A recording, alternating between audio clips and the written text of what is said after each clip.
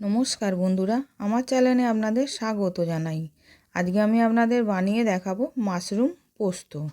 প্রথমে মাশরুম আলু কেটে ধুয়ে রেখে দিয়েছিলাম। এবার কড়াতে তেল গরম করতে দিয়েছিলাম, তেলটা গরম হয়ে গেছে। আলুটা আর মাশরুমটা দিয়ে ভেজে নেব। এবার উল্টে পাল্টে ভাজা হয়ে গেছে। এবার স্বাদ মতো নুন দিলাম, দিয়ে চাপা দিয়ে রেখে দেব সেদ্ধ করার জন্যে।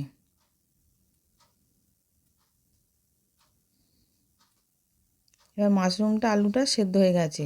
আমি পোস্ত আর কাঁচা লঙ্কা বেটে রেখেছিলাম, আমি দিয়ে দিলাম। ওর মধ্যে মিক্সির বাটির মধ্যে একটু জল দিয়ে ওটাকেও দিয়ে দিলাম।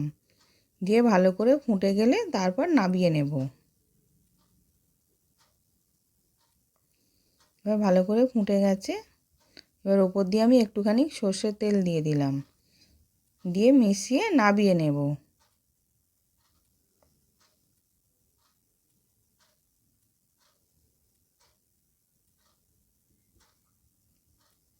এবার সার্ভ করার জন্য রেডি। আশা করছি ভিডিওটা ভালো লেগেছে। আমি হাজির হব আর এক নতুন রেসিপির সাথে।